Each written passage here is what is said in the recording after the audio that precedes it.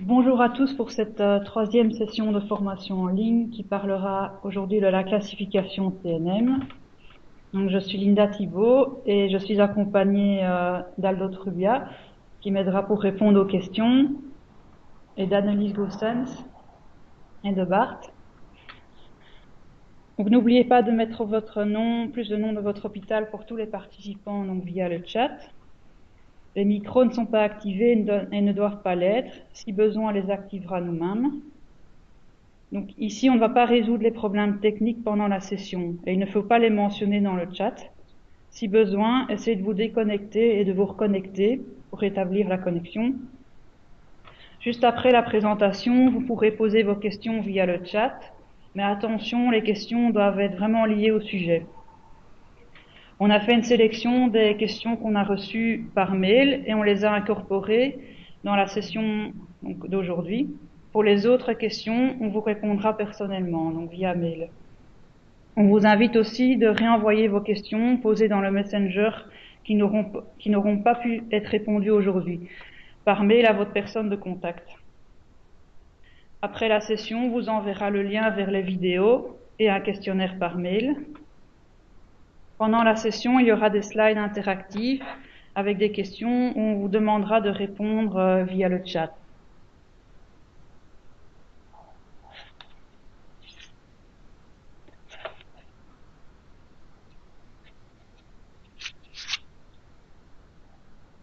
Donc on va commencer maintenant la présentation.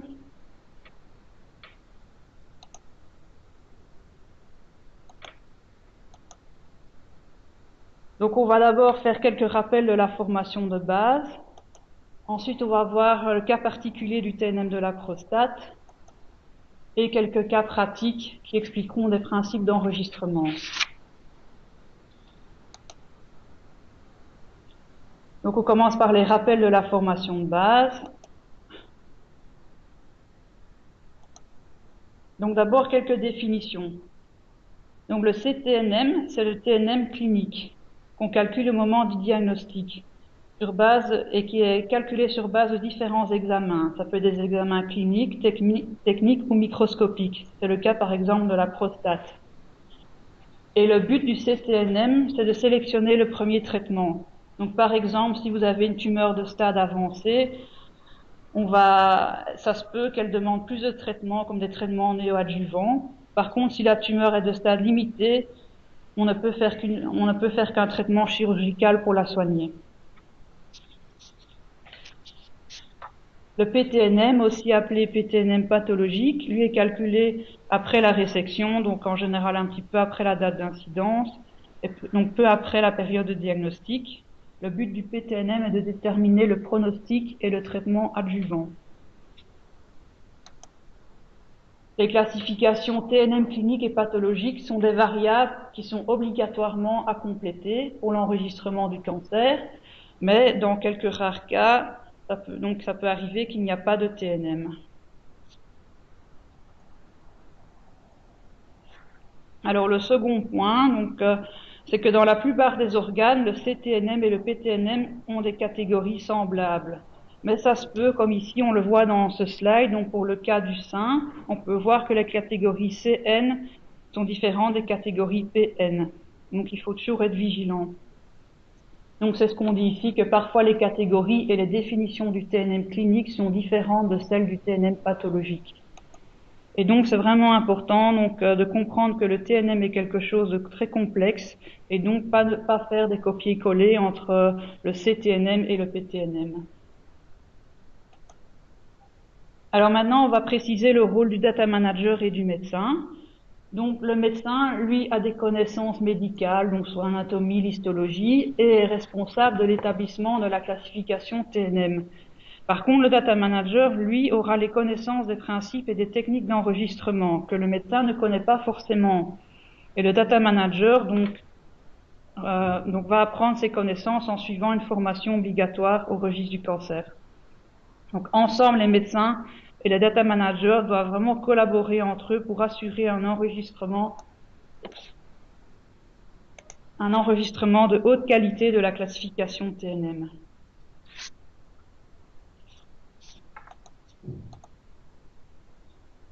Alors, vous pouvez avoir d'autres systèmes de classification qui sont utilisés donc pour certains types de tumeurs malignes.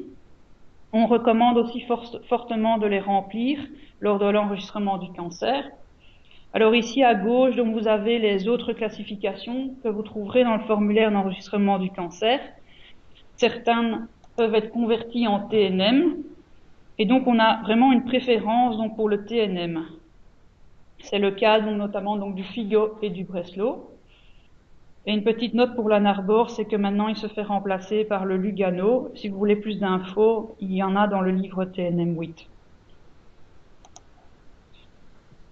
Alors ici, donc à droite, donc on peut aussi voir donc plus loin que ces classifications qu'on vient de voir. Donc plus loin que ce qui est écrit dans le formulaire d'enregistrement.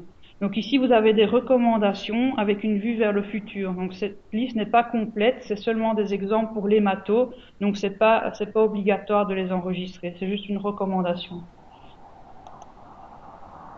Donc maintenant, on va voir donc le cas particulier du TNM de la prostate. Donc il y a eu un changement important dans la 8e édition donc du TNM de la prostate, donc pour les adénocarcinomes de la prostate. Donc la règle qu'il faut retenir, c'est que la catégorie clinique T de la prostate reflète toujours le toucher rectal. Donc ça veut dire que le CT1 est uniquement applicable aux tumeurs non palpables et cliniquement indétectables. Donc autrement dit, donc les tumeurs qui sont de découverte fortuite, donc accidentelle.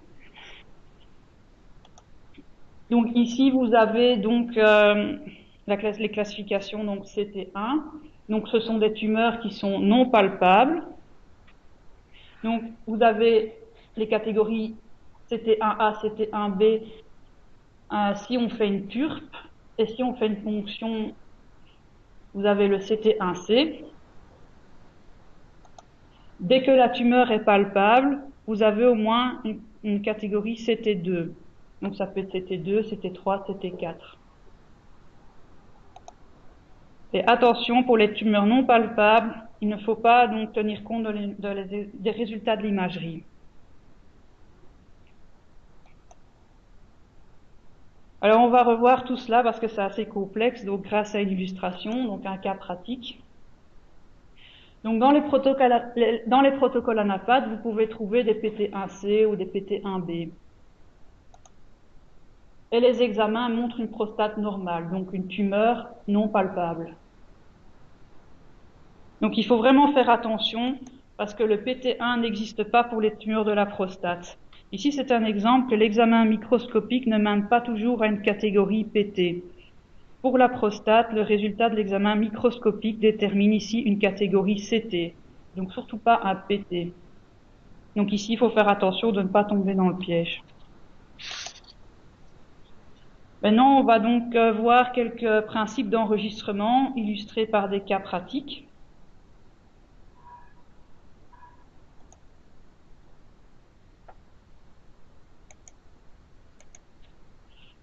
Alors d'abord, vous avez donc une tumeur du sein. On fait une biopsie qui ramène un carcinome canalaire infiltrant. La com dit un CT1C M0 et le traitement sera une tumorectomie conservatrice suivie d'une radiothérapie. Si vous faites l'enregistrement maintenant, vous aurez un CTNM mais aucun PTNM. Les traitements reçus seront 90, traitements planifiés 10 et 20. Donc ici, c'est un exemple de ce qu'il ne faut pas faire. C'est un mauvais formulaire d'enregistrement, c'est pas ce qui est demandé par le registre. Nous, on vous demande d'attendre le résultat de l'examen ANAPAT, qui va donc confirmer donc le carcinome canalaire infiltrant et donner un PTNM, ici un PT2N0. Donc, si vous faites le formulaire d'enregistrement après donc les résultats du labo, vous aurez donc ici un CTNM, un PTNM, les traitements reçus 10 et les traitements planifiés 20. Donc ça, c'est vraiment l'exemple de ce que nous, on attend donc comme enregistrement. Donc lorsqu'une chirurgie est prévue dans le plan de traitement pour un nouveau diagnostic de tumeur, donc on vous demande vraiment d'attendre le résultat de la chirurgie afin que le PTNM puisse être complété dans l'enregistrement.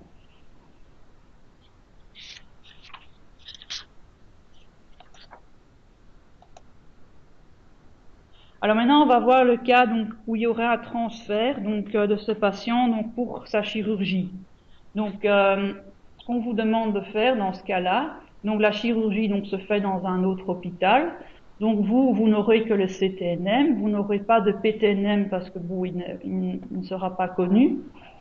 Le traitement reçu, donc 90, traitement planifié 10 et 20. Mais ce qui est important ici, c'est de noter un commentaire. Donc transféré pour la chirurgie, donc aucun PTNM disponible. Donc lorsqu'une chirurgie est prévue dans le plan de traitement et que le patient est transféré pour la chirurgie vers un autre hôpital, donc on vous demande d'indiquer en commentaire la raison de l'absence de PTNM. Et nous, ça nous permet alors de comprendre pourquoi, pour cet enregistrement-là, il n'y a pas de PTNM malgré une chirurgie planifiée. Maintenant, on passe au second cas pratique. Ici, vous avez donc les résultats d'une analyse de labo, donc qui dit que il y a une métastase donc de carcinome canalaire infiltrant d'une tumeur connue. Et donc, on donne un stade PM1. Donc, quand vous recherchez donc dans les antécédents, vous voyez qu'il y a une com en 2009 qui donne une mammectomie pour un carcinome canalaire invasif, mais à ce moment-là, il n'y avait aucune métastase. Le stade TNM était PT3N0, suivi d'une radiothérapie. Alors ici, donc, je vous demande quelle serait pour vous donc la date d'incidence et le PTNM. Donc, vous pouvez répondre via le chat. Je vous laisse quelques instants pour réfléchir.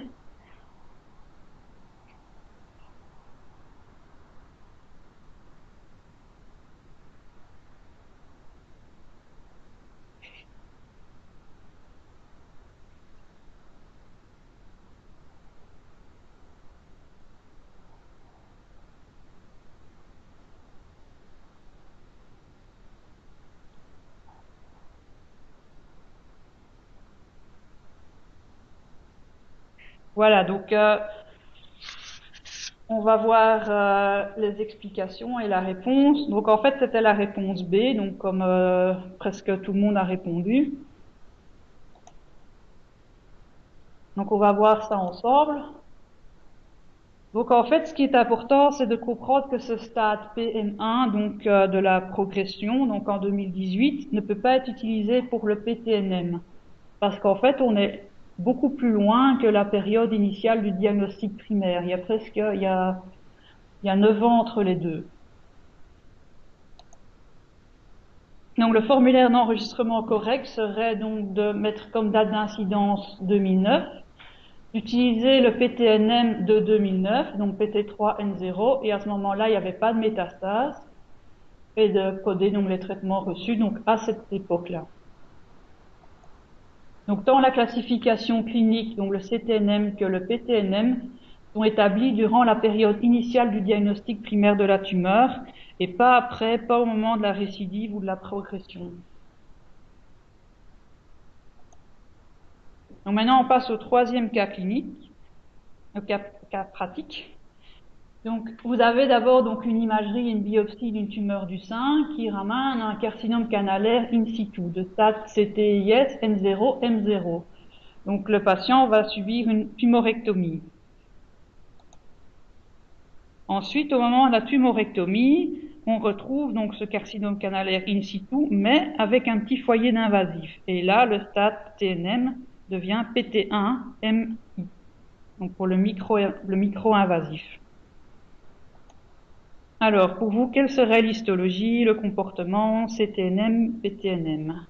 Donc, de nouveau, je vous laisse quelques instants pour répondre.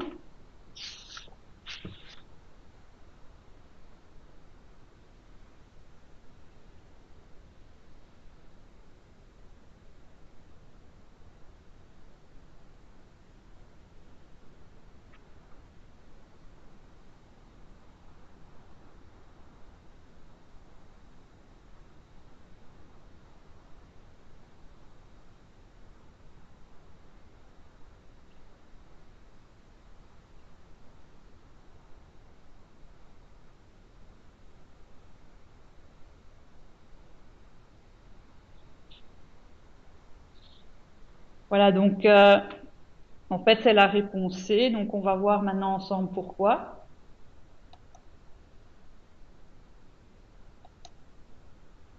Donc ici, il faut comprendre donc, que le CTIS N0M0, c'est une estimation clinique. Donc à ce moment-là, donc avant la tumorectomie.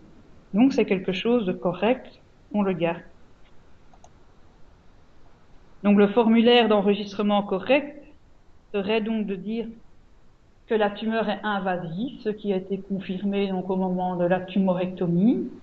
De garder donc le CTIS N0M0, donc qui était une estimation clinique au moment donc de l'évaluation clinique, mais de coder PT1MI et rien pour le N et le M.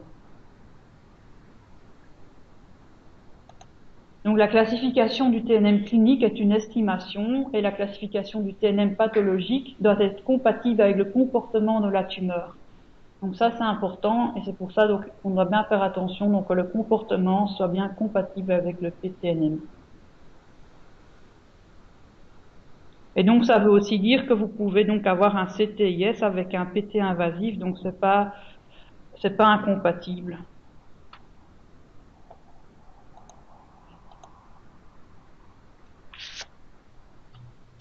Bon, maintenant on va passer donc au quatrième cas pratique. Donc le labo donne comme résultat de la tumorectomie un carcinome canalaire infiltrant de minimum PT1A, mais les marches sont positives. Donc on refait un autre traitement, donc on fait une mastectomie maintenant. Le carcinome canalaire infiltrant, on retrouve donc un foyer résiduel. Et si on prend en compte donc le résultat donc des deux interventions chirurgicales, le pathologiste donne comme stade PT1B. Donc ici, il faut bien faire attention que la tumorectomie était une résection incomplète, donc parce qu'on précise donc que les marches sont positives. Donc en fait, le PT c'est pas correct. C'est juste une estimation du PT minimum.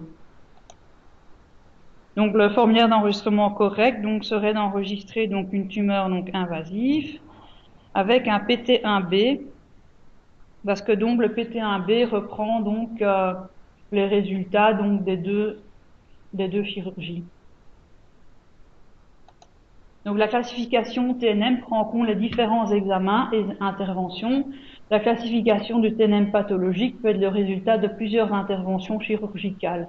Exemple, lorsqu'on fait un redimensionnement d'une tumeur suite à une reprise chirurgicale, donc c'est le cas qu'on vient de voir ci-dessus. Et donc attention, donc on ne peut pas bêtement additionner les tailles. Il faut vraiment intégrer les informations venant des deux prélèvements.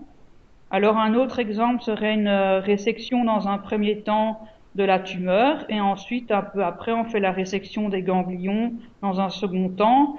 Les deux interventions se font pas au même moment mais elles servent à établir le même PTNM.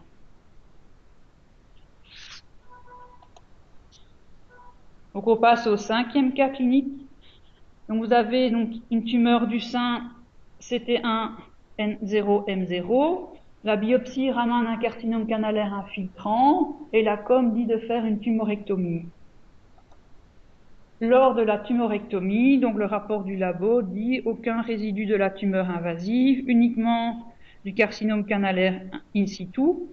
Le ganglion sentinelle est négatif et le pathologiste donne comme TNM PTIS N0. Quelle serait pour vous l'histologie, comportement, CTNM, PTNM?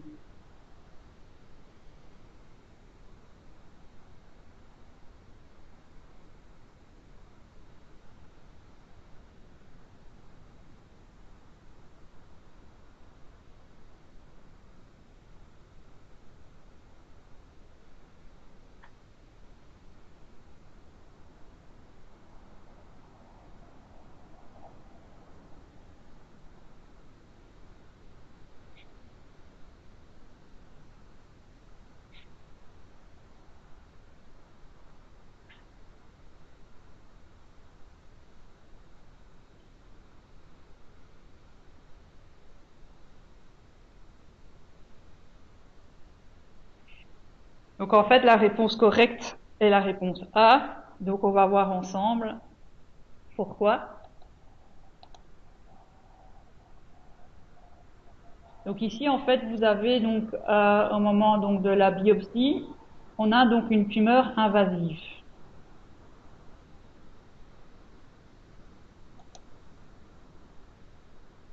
Alors quand donc on regarde le rapport du labo, donc c'est pas un YPTNM dans ce cas-ci parce qu'on n'a aucun traitement néoadjuvant avant la chirurgie prévue. Donc en fait, le formulaire correct donc serait donc d'encoder une tumeur invasive, donc ce qui a bien été confirmé donc au moment de la biopsie, avec un PT1N0SN, parce qu'on ne peut pas reprendre le PTIS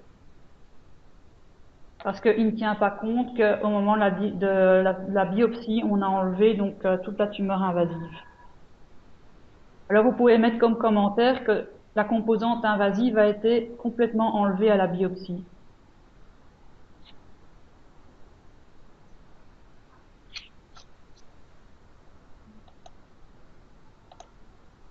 Alors encore une petite remarque, c'est que le PTIS et le PTS0 sont uniquement compatibles avec une tumeur avec un comportement 3 en thérapie néoadjuvante avant une chirurgie planifiée. Donc ce sont les YPTNM. Et c'était pas le cas, donc cet exemple, on n'avait donc pas le cas d'un YPTNM. Et lorsqu'une composante invasive est complètement enlevée à la biopsie, la taille de la biopsie peut être utilisée pour déterminer le PT. En fait, c'est le médecin qui doit confirmer que toute la tumeur a bien été enlevée au moment de la biopsie. Et donc, en général, donc, c'est une petite tumeur, donc, dans la plupart des cas, ce sont des PT1. Donc, c'est ce qu'on a déduit ici. Mais donc, toujours essayer d'avoir un avis du médecin, donc, dans ce genre de cas. Alors maintenant, on va passer donc au dernier cas pratique. Donc, vous avez d'abord donc une tumeur du sein, qui est biopsisée et qui donne un carcinome canalaire infiltrant. Le rapport de la com donne comme CTNM un CT3N0M0 et demande de faire l'analyse de ganglion sentinelle.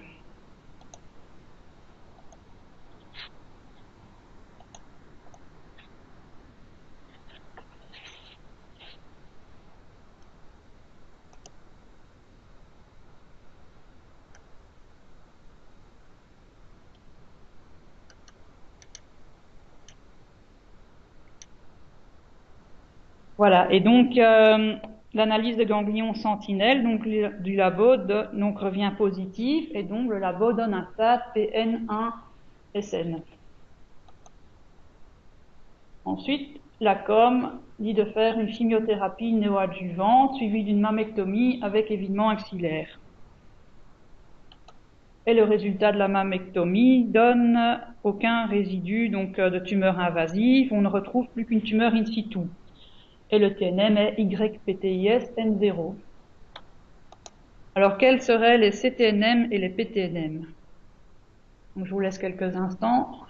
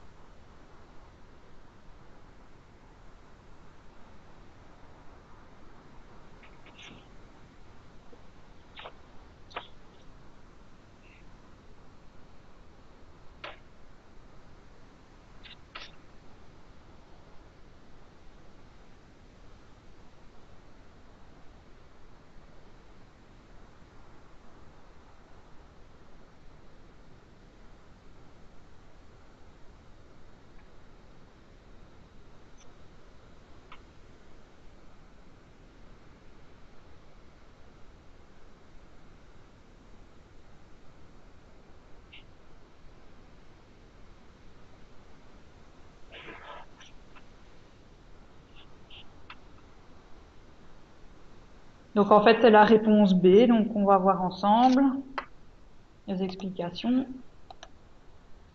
Donc, ce qui est important ici de comprendre, c'est que donc vous avez les résultats du labo, donc qui donnent les résultats donc de la recherche donc de ganglion sentinelle. Donc, en fait, cette analyse donc ne va pas donc contribuer à établir un PTNM, mais ici un CTNM. Donc le formulaire d'enregistrement correct donc serait d'enregistrer donc la tumeur invasive, donc qui a bien été confirmée au départ. Donc le CTNM serait CT3N1, donc le N1 vient d'une analyse de labo, mais ça contribue donc à préciser un CTNM. Un YPTIS N0, donc on a bien un vrai YPTNM ici parce qu'on a une thérapie néoadjuvante avant la chirurgie. Alors bien faire attention à l'ordre des traitements, donc une chimio avant la chirurgie. Et en commentaire, donc on vous demande de bien indiquer qu'il s'agit d'un YPTNM.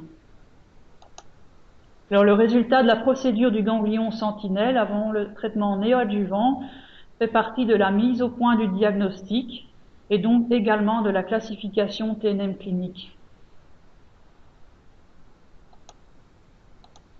Donc pour conclure, on va reprendre donc les messages clés qu'on a vus aujourd'hui. Donc d'abord attendre le résultat de la chirurgie planifiée et compléter le PTNM ou ajouter un commentaire en cas de transfert. Compléter le TNM représentatif de la période donc, du diagnostic primaire de la tumeur. Le TNM clinique n'est pas toujours identique au TNM pathologique. Il faut tenir compte de l'ensemble des résultats des examens pour l'établissement d'un TNM. Parfois, la tumeur est complètement enlevée à la biopsie et le résultat peut être utilisé pour déterminer le PT. Et une procédure de ganglion sentinelle avant un traitement néoadjuvant fait partie de la mise au point diagnostique et du CTNM.